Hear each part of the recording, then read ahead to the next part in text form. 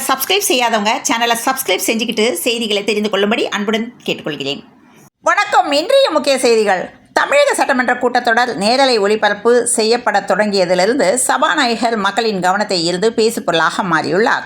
கட்சி வேறுபாடுகளுக்கு அப்பாற்பட்டு அவர் காட்டி வரும் நடுநிலையான செயல்பாடுகள் ஒட்டுமொத்த தமிழக மக்களின் பாராட்டுகளையும் பெற்று வருகின்றன. முந்தைய காலங்களைப் போல் அல்லாமல் தற்போது எதிர்க்கட்சி அல்லது ஆளுங்கட்சி உறுப்பினர்கள் என்ற பாரபட்சமின்றி நடுநிலையாக செயல்படுவதும், அவை குறிப்பு விதிகளை தீவிரமாக கடைபிடித்து அமைச்சர்களின் பேச்சை கூட உடனுக்குடன் மியூட் செய்வது போன்ற அதிரடி நடவடிக்கைகளும் பொதுமக்களை வியப்படை செய்துள்ளன.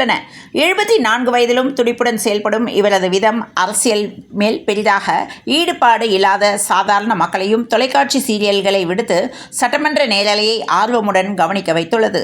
1980களில் எம்ஜிஆர் ஆட்சி காலத்தில் இளம் வயதிலேயே சட்டமன்ற உறுப்பினராக பணியாற்றிய அனுபவம் கொண்ட இவர் தற்போதைய அவையில் தனது கடுமையான உழைப்பு மற்றும் கண்டிப்பான மரபுகளால் தனித்து நிற்கிறார் என்றும், தனது தந்தை மற்றும் சகோதரர்களால் இளம் வயதில் சட்டமன்றத்திற்கு அழைத்து செல்லப்பட்ட போது எந்த சூழ்நிலையிலும் நேர்மையோடு செயல்பட வேண்டும் எனவும், தவறான வழியில் ஈட்டிய எந்த பொருளும் வீட்டிற்குள் நுழையக்கூடாது என்று தந்தை வழங்கிய பொன்மொழிக்காகவே இன்றும் தனது அரசியல் வாழ்விற்கு வழிகாட்டியாக இருப்பதாக அவர் பலமுறை குறிப்பிட்டுள்ளார். தமிழ்நாட்டில் உள்ள அனைத்து சட்டமன்ற உறுப்பினர்களுக்கும் அரசு வாகனம், ஓட்டுநர் மற்றும் அலுவலக உதவியாளர் உள்ளிட்ட வசதிகளை வழங்குவதாக அறிவிக்கப்பட்டுள்ள முடிவு தற்போது அரசியல் வட்டாரத்தில் பெரும் விவாதத்தை ஏற்படுத்தியுள்ளது. சென்னை அசோக் நகரில் தமிழ்நாடு வீட்டு வசதி வாரியம் கட்டியுள்ள 22 தள அடுக்குமாடி குடியிருப்பில் வீடுகளுக்கான பெயர் பலகை பொருத்துவதற்காக விடப்பட்ட ரூபாய் 33 லட்சம் மதிப்பிலான டெண்டர் ரத்து செய்யப்பட்டுள்ளது. டெண்டருக்கு விண்ணப்பிக்க குறுகிய கால அவகாசம் வழங்கப்பட்டதாகவும், குறிப்பிட்ட சில கான்ட்ராக்டர்கள் மட்டுமே விண்ணப்பிக்க முடியும் வகையில் சூழல் உருவாக்கப்பட்டதாகவும் புகார் எழுந்தது. இது தொடர்பான உரையாடல் ஆடியோ சமூக வலைதளங்களில் பரவிய நிலையில் டெண்டர் ரத்து செய்யப்பட்டுள்ளது. சட்டமன்ற உறுப்பினர்களுக்கு அரசு வாங்கி வழங்கும் வாகனத்தை பராமரிக்கும் விதமாக செலவிற்காக மாதந்தோறும் ரூபாய் 75,000 வாகனப்படியாகவும், அலுவலக பணிகளில் உதவி செய்ய உதவியாளரை நியமித்துக் கொள்ள மாதந்தோறும் 25,000 உதவியாளர் படியாகவும் வழங்கப்படும் என தெரிவித்தார் முதலமைச்சர் விஜய். இதற்காக முதலமைச்சருக்கு நன்றி தெரிவித்து தேனி மாவட்டம் பெரியகுளம் தொகுதியின் தாவேகா எம்எல்ஏ சபரி பேசியுள்ளார். இந்த உரையின் போது தனது கல்லூரி வாழ்க்கையை பகிர்ந்து கொண்ட அவர், தனக்கு கல்லூரியில் படிக்கும்போது காதல் தோல்வி ஏற்பட்டதாக, அப்போது கையில் வேலையோ சொந்தமாக காரோ இல்லாமல் கஷ்டப்பட்டதாகவும் நகைச்சுவையாக குறிப்பிட்டுள்ளார். அவர் காதல் தோல்வி என்று சொன்ன அந்த தருணத்தில் அவையில் அமர்ந்திருந்த முதலமைச்சர் விஜய் சட்டென திரும்பி பார்த்து ஆச்சரியத்துடன் புன்னகையுடனும் ரசித்துள்ளார். மேலும் சட்டமன்ற உறுப்பினரின் இந்த யதார்த்தமான பேச்சை கேட்டு அவையில் இருந்த பிற உறுப்பினர்களும் சிரித்து மகிழ்ந்துள்ளனர். இது தொடர்பான வீடியோ காட்சிகள் சமூக வலைதளங்களில் வெளியாகி ட்ரெண்டாகி வருகின்றன. தமிழக அரசியலில் ஒரு தலைவனை எப்படி நேசிக்க வேண்டும் என்பதற்கு மக்கள் தற்போது முதலமைச்சர் விஜயின் மீது காட்டும் இந்த அளப்பரிய அன்பும் நம்பிக்கையும் ஒரு மிகச்சிறந்த உதாரணம். ஒரு தலைவரை பிடிக்கும் என்பதற்காக அவர் செய்யும் ஒவ்வொரு செயலையும் கண்மூடித்தனமாக ஆதரிக்க வேண்டும் என்ற கட்டாயம் இல்லை என்பதை தற்போதைய அரசியல் சூழல் மிக தெளிவாக எடுத்துரைக்கிறது. முதலமைச்சர் விஜயின் மீது சில முடிவுகளில் வருத்தம் இருந்தாலும் ஒருபோதும் அவரை வெறுக்க மாட்டோம் என்று மக்கள் தெரிவிப்பது அவர் மீது அவர்கள் வைத்துள்ள முதிர்ச்சியான அன்பின் வெளிப்பாடாகும் எனவும், கொள்கை ரீதியாக வேறுபாடுகள் இருந்தாலும் ஒரு தலைவன் மீது வைக்கும் நம்பிக்கை என்பது தனிப்பட்ட விருப்பு வெறுப்புகளை கடந்ததாக இருக்கிறது என்பது இதில் தெளிவாகியுள்ளது. மக்கள் அதே நேரத்தில் அவரை எதிர்க்கவும் துணியவில்லை. மாறாக சரியான தரவுகளை அவருக்கு புரிய வைப்போம் என்ற அணுகுமுறை மக்களுக்கும் தலைவருக்கும் இடையிலான உறவு எத்தகைய வலுவான அடித்தளத்தில் இருக்கிறது என்பதை பிரதிபலிக்கிறது. ஒரு தலைவரை தவறான வழியில் செல்லவிடாமல் உரிமையுடன் வழிநடத்தும் கடமை தங்களுக்கு உண்டு என்பதை மக்கள் உணர்ந்து செயல்படுகின்றனர். விஜயின் செயல்களில் ஏதேனும் தவறு நேர்ந்தால் அதை சுட்டிக்காட்டவும் விமர்சிக்கவும் மக்கள் ஒருபோதும் தயங்குவதில்லை எனவும், இது ஒரு ஜனநாயக ரீதியான ஆரோக்கியமான அரசியல் உறவாகும் என்றும், விமர்சனம் என்பது தலைவனை வெறுப்பதற்கான கருவி அல்ல, மாறாக அவரை செம்மைப்படுத்துவதற்கான ஒரு வழிமுறையாக மக்கள் கருதுகின்றனர் எனவும், இத்தகைய உரிமையோடு கூடிய விமர்சனங்கள் மொத்தத்தில் ஒரு தலைவனுக்கும் அவனது மக்களுக்கும் இடையிலான உறவு எவ்வாறு இருக்க வேண்டும் என்பதற்கு இது ஒரு முன் உதாரணமாகும் எனவும், விமர்சனங்கள் இருந்தாலும் வெறுப்பு இல்லை, சண்டைகள் இருந்தாலும் கைவிடுதல் இல்லை என்ற இந்த உறவு விஜயின் ஒரு சாதாரண அரசியல்வாதியாக பார்க்காமல் தங்களின் ஒருவராக மக்கள் பார்க்கின்றனர் என்பதை காட்டுகிறது. தமிழக அரசியலில் நீண்ட காலமாக நிலவி வந்த அரசியல் பிம்பங்களை உடைத்துவிட்டு ஒரு உண்மையான மக்கள் நாயகனாக அவர் உருவெடுத்திருப்பதற்கு மக்களின் இந்த நிபந்தனையற்ற ஆதரவே முதன்மையான காரணமாக திகழ்கிறது. அந்த தலைவன் மீது மக்கள் கொண்டுள்ள இந்த அன்பு எதிர்கால தமிழக வரலாற்றில் ஒரு புதிய அரசியல் பண்பாட்டை உருவாக்கி வருகிறது என்ற தகவல் வெளியானது.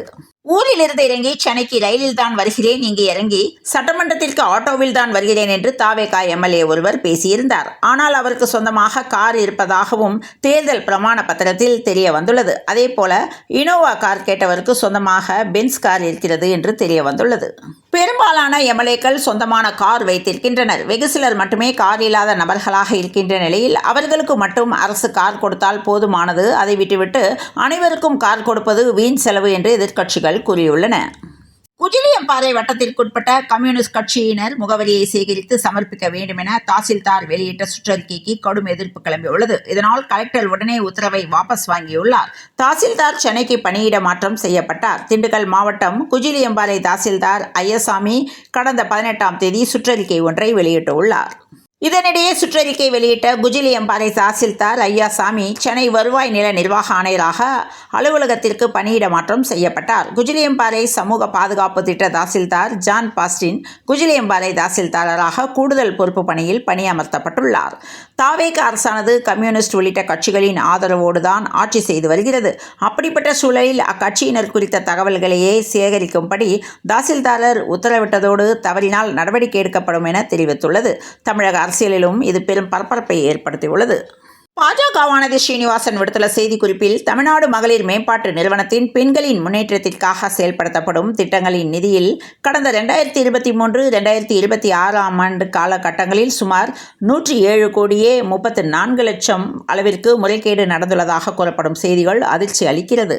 தமிழகத்தில் பாதி மாவட்டங்களில் மட்டுமே முடிவடைந்துள்ள தணிக்கை பணியிலேயே இத்தனை கோடி முறைகேடுகள் என்றால், தமிழகம் முழுவதும் இன்னும் தீவிர நடவடிக்கைகளை மேற்கொண்டால் இன்னும் பல கோடி அரசு பணம் ஊழல் செய்யப்பட்டிருப்பதற்கான பல உண்மைகள் வெளிச்சத்திற்கு வரும் என்றும், கடந்த கால திமுக ஆட்சி எந்த அளவிற்கு ஊழல் குற்றச்சாட்டு நிறைந்த ஒரு ஆட்சியாக செயல்பட்டுள்ளது என்பதற்கு துறை ரீதியாக தொடர்ந்து வெளிவரும் பல ஊழல் புகார்களை சாட்சி என்றும், ஊழலற்ற ஆட்சி அமைப்போம் என்று பதவியேற்றிருக்கும் முதல்வர் விஜய் தலைமையிலான அரசு மாநிலத்தின் அனைத்து துறைகளிலும் முழுமையான தணிக்கைகளை விரைந்து நடத்தி மக்கள் வரிப்பணத்தில் ஊழல் செய்த யாராக இருந்தாலும் பாரபட்சம் பார்க்காமல் சட்டத்தின் முன் நிறுத்த நடவடிக்கை எடுக்க வலியுறுத்துகிறேன் என்று தெரிவித்துள்ளார்.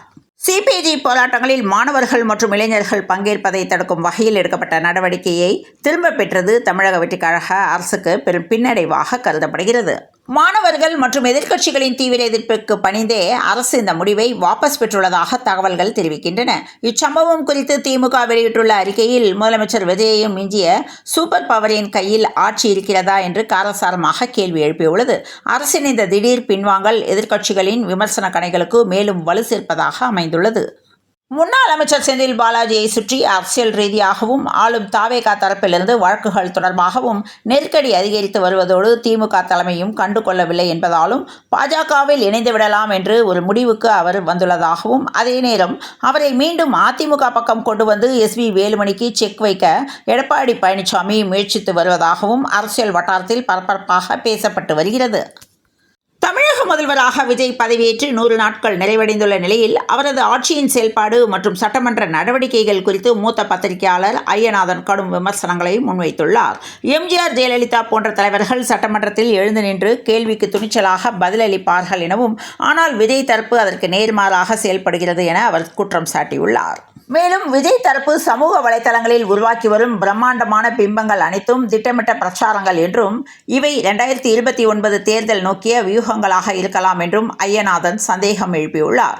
மக்கள் முட்டாள்களாக இருக்கும் வரை யார் வேண்டுமானாலும் என்ன வேண்டுமானாலும் ஆகலாம் என்று கடுமையாக விமர்சித்த அவர், ரசிகர் என்ற உறுப்பினர்களை கொண்டு நிர்வாகத்தை நடத்துவது ஆபத்தானது என எச்சரித்துள்ளார். ஆட்சியில் வெளிப்படைத்தன்மை இருப்பதாக கூறினாலும் மத்திய அரசுடனான உறவு மற்றும் நிர்வாக ரீதியான பல முடிவுகளில் விஜய் அரசு மௌனம் காப்பதாக கூறும் ஐயநாதன், எதிர்வரும் இடைத்தேர்தல்கள் விஜய் அரசின் மீதான உண்மையான தீர்ப்பாக அமையும் என தெரிவித்துள்ளார். பட்டா தராமல் அலைக்கழித்த வருவாய் அதிகாரிகள் மீது டீசல் ஊற்றி எரிக்க முயன்ற சம்பவம் திருவாரூரில் அதிர்ச்சியையும் பரபரப்பையும் ஏற்படுத்தியுள்ளது. திருவாரூர் மாவட்டம் வலங்கைமான் பகுதியை அடுத்த வேலங்குடியை சேர்ந்தவர் 35 வயதான ராம்கி. இவருடைய தாய் அரசு புறம்போக்கு நிலமான 2100 சதுர அடி நிலத்தில் கடந்த 50 ஆண்டுகளுக்கு மேலாக வசித்து வந்ததாக கூறப்படுகிறது. இந்த சூழ்நிலையில் அந்த இடத்திற்கு வேறு ஒரு நபருக்கு அரசு பட்டா வழங்கப்பட்டதாக கூறப்படுகிறது. இதனை அறிந்த ராம்கி அந்த நிலத்தில் தாங்கள் பூர்வீகமாக வசித்து வருவதாகவும், அந்த நிலத்தில் இடத்தை எங்களுடைய பேரில் பட்டாவை மாற்றித்தர வேண்டுமெனவும் பலமுறை திருவாரூர் வருவாய் கோட்டாட்சியர் அலுவலகத்தில் கோரிக்கை மனு அளித்து வந்துள்ளார். ஆனால் அவரது கோரிக்கை மனு மீது எந்தவித நடவடிக்கையும் எடுக்கவில்லை என கூறப்படுகிறது. இதில் மன உளைச்சலுக்கு ஆளான ராம்கி நேற்று மதியம் வருவாய் கோட்டாட்சியர் அலுவலகத்திற்கு வந்துள்ளார். அதன் பின்பு தான் வைத்திருந்த டீசல் பாட்டிலை எடுத்து அங்குள்ள அதிகாரிகள் மீது ஊற்றி அவர்களை எரிக்க முயற்சி செய்துள்ளார். இதில் அதிர்ச்சி அடைந்த அதிகாரிகள் ராம்கியை தடுத்து அங்கிருந்து அப்புறப்படுத்தியுள்ளனர். இது தொடர்பான சிசிடிவி கேமரா காட்சிகள் தற்போது சமூக வலைதளங்களில் வெளியாகி பரபரப்பை ஏற்படுத்தியுள்ளது. சென்னை அடுத்த சிறுசேரியில் மெட்ரோ 2ஆம் கட்ட பணிகள் தீவிரமாக நடைபெற்று வருகின்றன. கட்டுமான பணியின் போது எதிர்பாராத விதமாக இரும்பு தூண் மற்றும் அதற்கான கம்பிகள் சரிந்து விழுந்ததால் அப்பகுதியில் சிறிது நேரம் பரபரப்பை ஏற்படுத்தியது. விலை இன்று அதிரடியாக உயர்ந்துள்ளது. அதன்படி சென்னையில் ஆபரண தங்கத்தின் விலை கிராமுக்கு ரூபாய் 200 உயர்ந்து 1 கிராம் 14,600 ரூபாய்க்கும், சவரனுக்கு ரூபாய் 1,600 உயர்ந்து ஒரு சவரன் 1,16,800 ரூபாய்க்கும் விற்பனையாகிறது. இத்துடன் இந்த செய்திகள் நிறைவடைந்த நிலையில் தொடர்ந்து இணைந்திருங்கள் பிரபாஸ் கதமம் செய்திகளுடன். மீண்டும் நாளைய முக்கிய செய்திகளில் சந்திப்போம். நன்றி. இரவு வணக்கம்.